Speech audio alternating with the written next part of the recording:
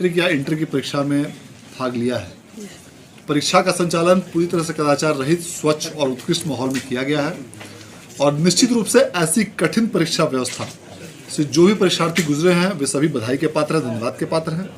मैं सभी विद्यार्थियों से अपील करना चाहूँगा कि अब जो परीक्षा का परिणाम आने वाला है, इसमें यदि आपके अच्छे परिणाम आते हैं, यदि आपको अच्छे अंकों की प्राप्ति होती है, निश्चित रूप से आप बधाई के पात्र हैं।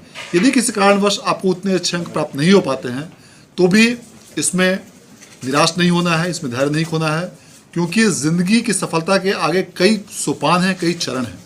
यदि आप कठिन परिश्रम और मेहनत के साथ यदि आप तैयारी करते हैं तो भविष्य में भी आने वाले प्रतियोगी परीक्षाओं में या अन्य जिस किसी भी करियर को आप चुनेंगे उसमें निश्चित रूप से सफलता आप पे कदम चूमेगी और आपके उन्नत भविष्य के लिए बिहार बोर्ड कामना करता है।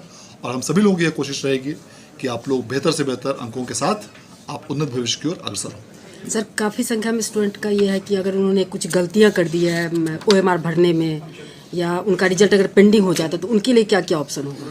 देखिए, यदि किसी विद्यार्थी ने OMR भरने में गलती की है या उन्होंने गलत गोले को भरा है तो पूरी कोशिश की जा रही है कि अन्य डॉक्यूमेंट्स से मिलान करके यदि उस विद्यार्थी ने जो त्रुटि की है उसका सुधार हो सके, तो उसमें समय भी लग रहा है।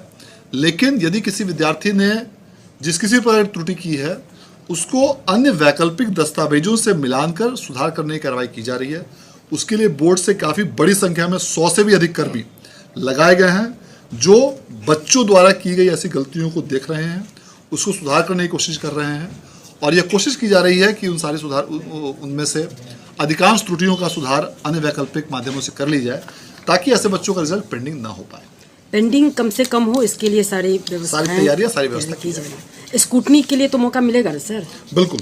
इसके बाद भी जब रिजल्ट डिक्लेयर होगा तो स्क्रूटनी के लिए बिहार बोर्ड द्वारा समय निर्धारित किया जाएगा और स्क्रूटनी फीस पेमेंट करने के पश्चात स्क्रूटनी की कार्रवाई की। OMR के माध्यम से ऑब्जेक्टिव क्वेश्चन रखे गए थे तो उन सभी OMR की स्कैनिंग की कार्रवाई की जा रही है।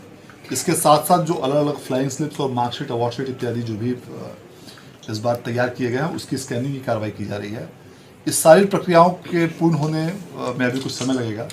ये संभावना व्यक्त की जा रही है कि इंटरमीडिएट का रिजल्ट अभी भी घोषित किया जा सकता है और उसी प्रकार उसके ठीक बाद इंटरमीडिएट की परीक्षा के रिजल्ट के डिक्लेरेशन के कुछ समय के बाद मैट्रिक की भी परीक्षा की घोषणा की परीक्षा फल की घोषणा। जितने भी छात्र मैट्रिक और इंटर की परीक्षा दिए उनके लिए ये वीडियो बहुत ही महत्वपूर्ण होने वाला है, क्योंकि बिहार बोर्ड मैट्रिक और इंटर का रिजल्ट कब आएगा इस वीडियो में जानेंगे। अगर किसी भी बच्चों का OMR शीट में कुछ भी गलत पाया गया तो मतलब उसको बिहार बोर्ड आनंद किशोर ने अभी बताया कि इसको अन्य डॉक्यूमेंट को वेरीफाई करके, यानी OMR शीट में अगर कुछ गलत भी भर दिए हैं तो उसको OMR शीट द्वारा वेरीफाई करके यानी सही कर दिया जाएगा, यानी रिजल्ट पेंडिंग में नहीं डाला जाएगा। आखिर बिहार बोर्ड रिजल्ट जारी कब करेगा? इंटर के रिजल्ट को हम बता दें कि आपको इंटर का रिजल्ट होली से पहले ही जारी कर सकता है।